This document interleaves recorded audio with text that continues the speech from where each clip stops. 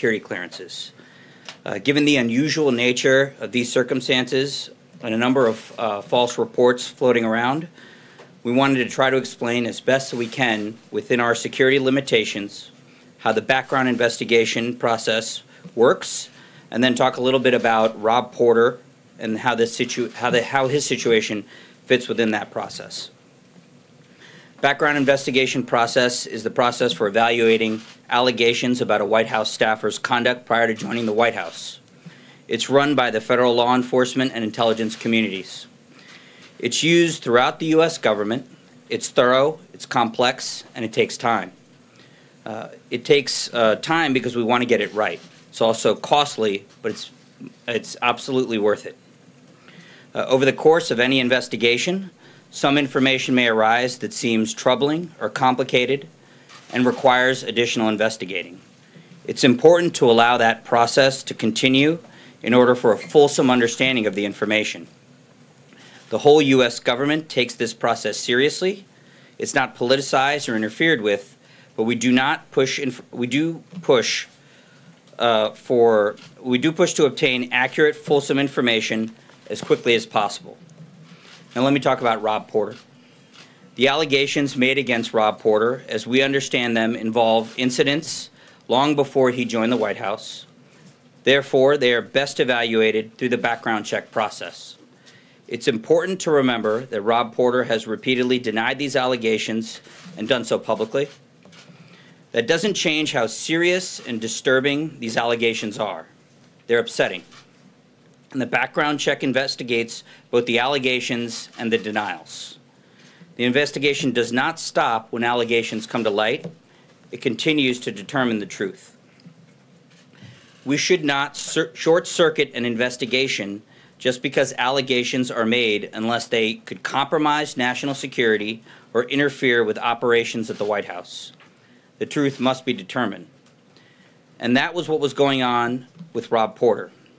His background investigation was ongoing. He was operating on an interim security clearance. His clearance was never denied, and he resigned. To summarize, the allegations against Rob Porter are serious and deeply troubling. He did deny them. The incidents took place long before he joined the White House. Therefore, they were investigated as part of the background check, as this process is meant for such allegations. It was not completed, and Rob Porter has since resigned. During his time at the White House, Rob received no waivers and no special treatment, and this is the tried and true process. It was followed meticulously. We hope this helps explain how seriously these matters are taken and how the process works to investigate such allegations. With that, I'll take your questions. John. Can you tell us, Raj, when the White House first became aware of these allegations? Well, I know there's been some reports about the Chief of Staff. He became fully aware about these allegations yesterday. I'm not going to get into the specifics regarding who may have known what pieces of information, because they were all part of an ongoing background check investigation. You say fully aware. Was he partially aware? Well, I think we all became aware of the news reports that emerged on Wednesday morning and some of the graphic images. But did he know any of this back in November? Again, I'm not going to get into the specifics. Peter? Let me ask you if I can. The statement changed from John Kelly yesterday morning to the statement yesterday evening. He said based on new allegations. But what changed yesterday, absent a photograph, in terms of new allegations? Well, I think what I just referenced, the reports had additional allegations. They had more information. So you're saying the initial reports were two former wives accused him of violence, both physical and verbal abuse, was not sufficient for him to say that I think he's a man of honor? There were a number of statements from, from the press secretary, from the Chief of Staff, from others, that reflected the Rob Porter that, we've come to know working here for over a year, and the Chief of Staff for about the last 6 months. But the reports are troubling, and I think the statement from Wednesday night reflects the Rob Porter that we had seen in these news reports and some of these credible allegations. So to be clear, what was so shocking that had changed? He said it was shocking. What was he referring to? I think the full nature of the allegations, particularly the images. You said, then, just to answer one more thing, you talked about the fact that there weren't any concerns, you said, that could compromise national security or interfere with operations here at the White House. But we've spoken to one of Porter's ex-wives who told us that she warned the FBI that he could be susceptible to blackmail because of the allegations against Well, him. again, I'm not going to get into the specifics of the investigation itself. I think that's a question for the FBI and others. But this is not our process. This is the process the U.S. government uses across agencies and has existed over numerous administrations. The president. Hang on a second. Cecilia. Raj, I just want to clarify what you're saying here. Sure. Are you saying that the chief of staff of this White House had no idea that Rob Porter's two ex-wives had domestic violence allegations against him when they made those claims to the FBI, that John Kelly did not know that? How is that possible the chief of staff did not know that? Well, again, this is part of an ongoing investigation. We trust the background check process, and the chief of staff does not get detailed updates about what may or may not have been alleged. This is a process. It involves a thorough investigation, and as I went through the process, it involves looking at not just accusations, but denials. Okay, one more question. The White House had said yesterday that Porter's decision to leave was a personal one, that he wasn't pressured to do so. So would Rob Porter still be on the job today had he not decided to resign? Well, Rob Porter was terminated yesterday, and his last day, his last day was yesterday. I know he came in earlier today to clear out his stuff. But would he still be on the job? I mean, Sarah Sanders made it Well, very he clear. offered his wasn't pressured to resignation, do so. and it was accepted. Jim. Yes, so in terms of the Chief of Staff's handling of all this, no regrets? Well, I think the second statement that he sent out reflected his thoughts, which is that these allegations are deeply troubling. They are shocking, and I think the first statement reflected, the Rob Porter that we have known. But let me ask you if I could follow up on that, because as you were coming out here yesterday, or Sarah Sanders was coming out here yesterday, you were releasing a statement from Rob Porter saying that he took those photographs. That appears to be an acknowledgement that this abuse took place, that he helped document it.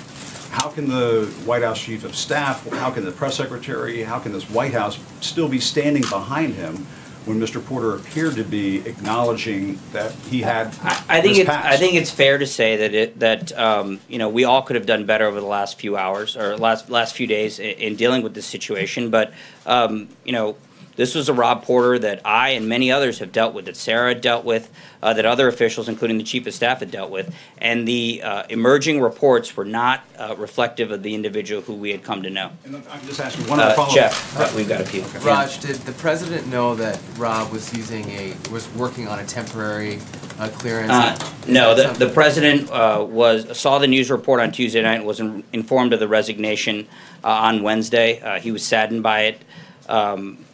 Saddened for all the individuals involved. Over the last year, is that ever something that he was concerned about? He was not informed about the specifics regarding Rob Porter's security clearance. Okay. Sorry, Danielle. Do you have any information on how many senior White House staffers are currently working under an interim security clearance? I got into the security clearance process as much as I'm allowed to discuss it, and I'm not going to go further. Yes. What is the White House's reaction to comments made by former White House aide Omarosa on Celebrity Big Brother, where she said, quote, she is haunted by the president's tweets. She described the situation inside the White House as bad and said it is not going to be okay. Not very seriously. Omarosa was fired 3 times on The Apprentice, and this was the 4th time we let her go. She had limited contact with the president while here. She has no contact now. Peter. Raj, we initially were told that Rob Porter was going to stay on a while and oversee a transition period. Now you're telling us he was terminated yesterday. What changed? I think that we've looked at the things that are necessary to ensure a smooth transition. There will be a new acting staff secretary that we can name later on, and operations can continue smoothly. Lalit. Thank you. Congratulations for your debut here today. Over the last 1 week, there have been at least 3 different rallies by skilled Indian Americans who are seeking a lift off the per country limit on green card. Everyone has been talking about illegal immigrants. These Indian Americans have been talking about legal immigrants. What's the administration's thought on this? Well, I think the president wants to see legal immigration reform, wants to see us move from a process that currently exists in law of extended family chain migration toward merit-based immigration reforms. We want to ensure that people coming into the country are the best and the brightest, regardless of nationality, creed, religion, or anything else in between. We want to look at educational backgrounds, ability to contribute to the workforce in a way that helps American workers. So the President wants to see reforms that improve America's economy. Noah. Normally when you hire people, do you wait for the investigation to come back before hiring them? Is the burden of proof not on the people seeking the job to prove that they're qualified and don't have any skeletons in their closet? Or do they just get to come aboard and you wait and see if these investigations? The process tends to be a little bit different with the White House because there's a lot of officials coming in with the new administration, and a lot of individuals coming in have an interim clearance. And then also, what about women who don't have photographs? Do you trust their stories? Because a lot of times, you haven't been at the podium, but Sarah said that allegations weren't credible from other people. Do you need a photograph? And how should women feel if they don't have a photograph? I don't think any standard applies. I just think that we do take allegations of misconduct, of domestic violence, other issues like that very seriously. We are very concerned about them. In this instance, in the case of Rob Porter, we relied on the background check investigative process. That process hadn't been completed, so we were relying on the information that we had. Anita. Two questions on two different things. I just want to understand, you use the term fully aware. I don't understand what that means. What does that mean John Kelly knew or didn't know? What is well, I do know, for instance, that he had not seen images prior to the statement on Tuesday night. Did he know of the allegations? Or Sorry, say that again? Did he know of some of the allegations? Again, I'm not going to get into the specifics of what may have emerged from the investigation. You used the word fully aware, so I'm just trying to understand. I understand. I'm saying specifically on images. I don't have every single detail, and I'm not going to get into every single specific. We relied on a process. This is a process used throughout the U.S. government. It's a process used by every agency for an individual seeking a security clearance. Rob Porter was never denied a security clearance. He was never given any special treatment. The process was still ongoing. We relied upon it. Okay. Yeah. I had a second topic, which was on Capitol Hill, members and their staffs are saying that because the court case regarding Daca is now, meaning that the administration is now accepting Daca applications again, that they feel that there's breathing room and that March 5th is no longer the deadline. March 5th is the deadline. And what's going to happen if they haven't done anything by then, because it doesn't look like We say they haven't done anything. What do you mean? If Congress hasn't acted by March 5th, what is going to happen? Well, we fully expect Congress to take action on the President's immigration reform framework. Raj. April. Okay, Raj, two questions. I want to follow up on Noah. You say the President takes the issue of violence against women seriously. Yes. Why did this administration close the Violence Against Women office when he became president last year? He defunded it and everything, and also he shut down the Women and Girls office as well. And I have another question on. I don't know specifically why those specific offices may have been closed, but look, I did talk to the President earlier today. He told me he was very saddened by these reports and by the information that he saw, by the images that he saw. We do take violence against women and these types of allegations very seriously. What's your second question? The interim security clearance, does that allow Rob Porter to be able to touch, at the time when he was employed here, to be able to touch and see classified materials? Yeah, it would, yes. Blake. Thanks, Raj. Let me turn your attention back to the Hill where there's this spending deal going on. Republicans for years have said there needs to be fiscal restraint, years and years and years. Now we know that the deficit for the fiscal year, this fiscal year, is potentially going to reach $1 trillion. You've got the House Freedom Caucus saying about this deal, growing the size of government by 13% adds to the swamp instead of draining it. This is not what the American people sent us to do. Essentially, they're saying some within their party are being hypocritical. Is the president concerned about all of this spending? And what exactly is your plan to pay for it? He is concerned about spending in Washington. He's expressed that for years. Let me just say off the bat, we do support the 2-year spending bill that is being discussed and voted on in the House and Senate. It lifts the caps on defense spending, which is something that the Secretary of Defense, the President's generals have told him that they need to ensure that we rebuild our military and protect our national security. With respect to deficits, we're going to be releasing a budget on Monday. The budget does move us toward a path of restoring fiscal responsibility. It reduces our deficit by trillions of dollars. I'm not going to get more specific. You guys will get more on Monday. But it does incorporate these budget caps, incorporates the tax bill, incorporates our other priorities. So we do think that that budget will outline a path toward fiscal responsibility. You're still going to be running deficits at that point, and now you've got this $300 billion cap to raise. So is it just economic growth? Is that the only way that... Economic growth is essential to cutting deficits and to restoring fiscal responsibility. Again, the budget will outline a lot more detail. Yeah. What can you tell us about the involvement of the White House Communications Director in crafting the statements that your office issued yesterday? Well, among them, you have the defense issued by the Chief of Staff. You have the statement that Sarah read from the podium in which Rob Porter calls the allegations against him vile and outrageous. What can you tell us about the extent to which the Communications Director was involved in crafting those statements? Well, I'm not going to get into the specifics, but I would say that all the statements were crafted by a number of senior White House officials. Margaret? One more question, Yeah. because you have repeatedly referred to the denials that Rob Porter issued. How much weight were those denials given within the White House? You know, I think you've got to take allegations seriously. You've got to take denials seriously. And again, the statements reflected our experience with Rob Porter and other officials' experience with Rob Porter. But again, looking at more of the reporting and looking at more facts emerging, you saw the Chief of Staff statement, and the White House did accept his resignation. Margaret? Thanks. A couple more questions about this issue.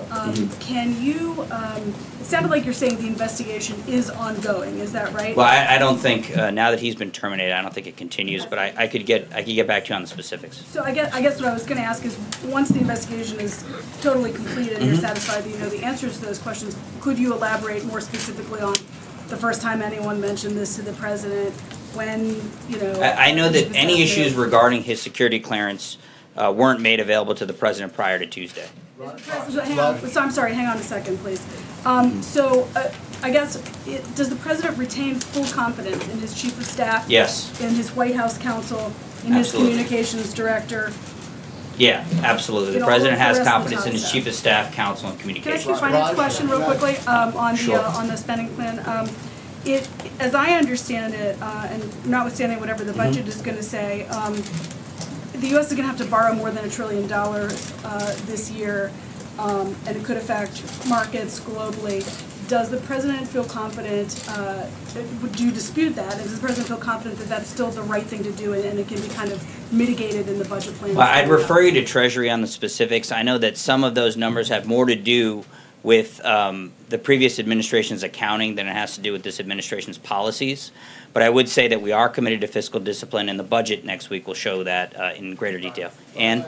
Yeah, just back to Mr. Porter. Sure. If I understood your description of the background check process correctly, the fact that the two ex-wives had made statements to the FBI about alleged abuse during that investigation was not a disqualifying factor in his initial hiring.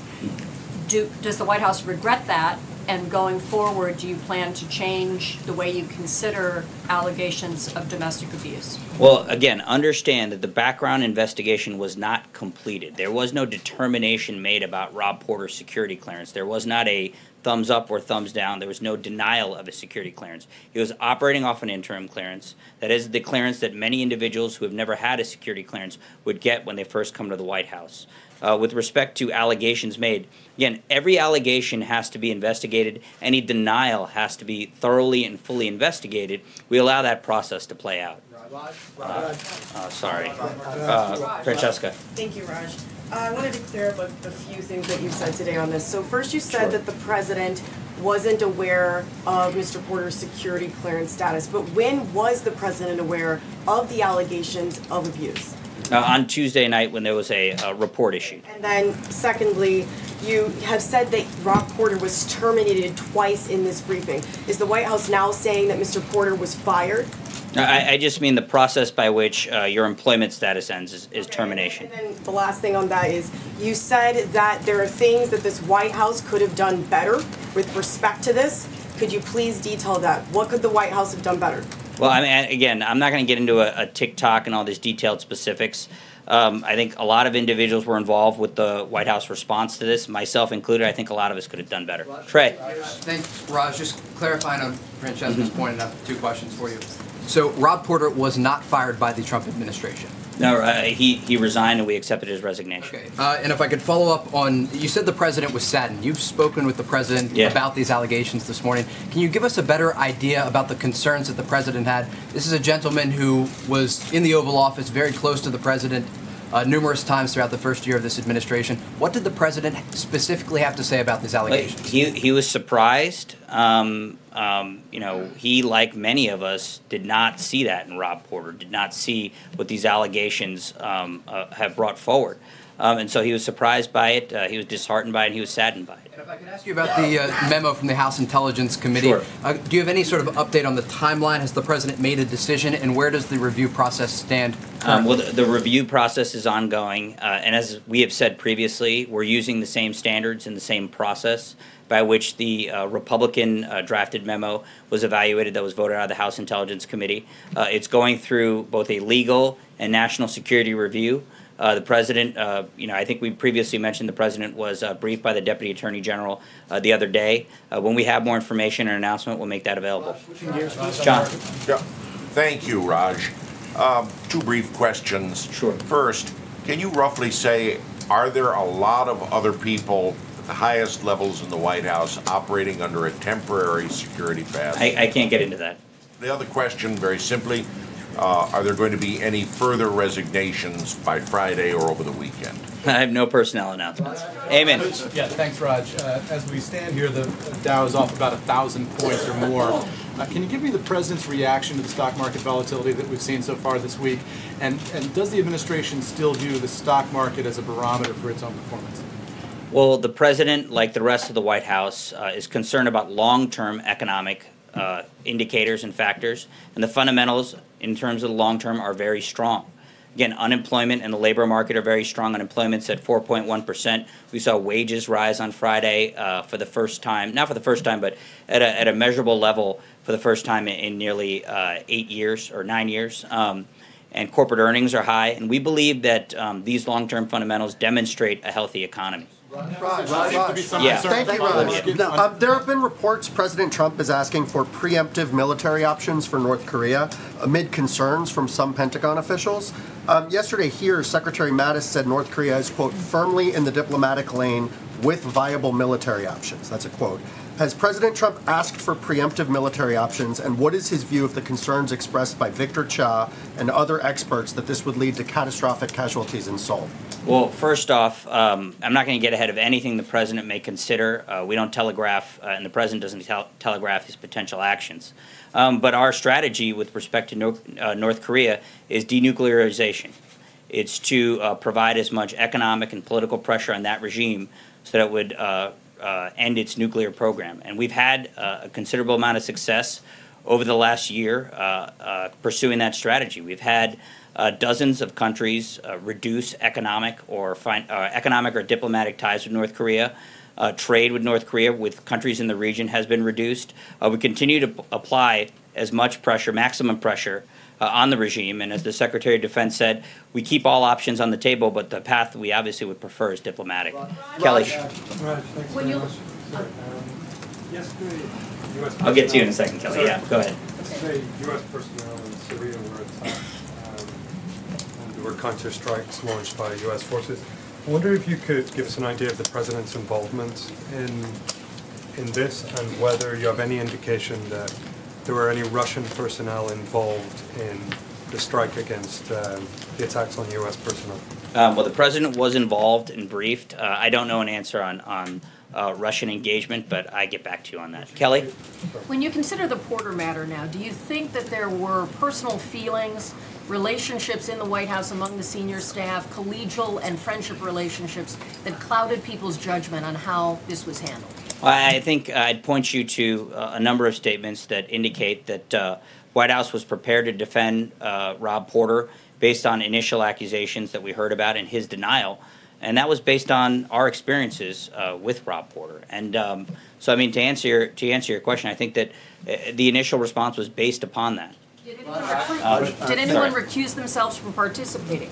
The communications director did recuse herself from some matters concerning it. Thank you. Raj, I want to take you back, raised to the reports of emails, texts, between Lisa Page and FBI Peter Strzok.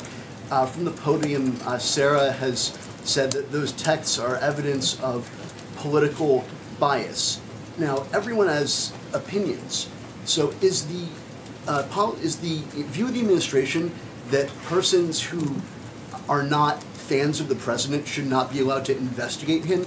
And also, can you point to any evidence other than the text messages that the investigation was conducted by people who were biased other than these texts? I mean, was there anything in the way the investigation has been conducted? Yeah, look, you bring up an issue that the president and others have talked about within the administration about political bias at the FBI and Department of Justice. And this predates this investigation. There are a number of issues regarding how the Hillary Clinton email investigation was handled by the former FBI director and others in the FBI that have raised questions. When it comes to the text messages that you reference, that's not the considered judgment of the president or others, but it is the judgment of the special counsel who had him removed from the case because specifically citing political bias. So there are a number of issues. There's a Department of Justice Inspector General report that we've heard about that is going to look into this issue further. I think last question. Yeah, go ahead. Thank you, Raj. Two questions. First, on President Trump and Dr. Kissinger's meeting, President Trump tweeted that they will discuss China and also other areas. Can you tell us more about their meeting? I think we'll have more information for you later on. It's the last question, Sagar. Raj, is Vice President Pence or Ivanka Trump willing to meet with Kim Jong-un's sister while they're at the Olympics? There's no meetings planned whatsoever. All right. Are you investigating reports of chemical weapons used by Bashar al-Assad in Syria? I'll have to get back to you on that. Thanks a lot, everyone.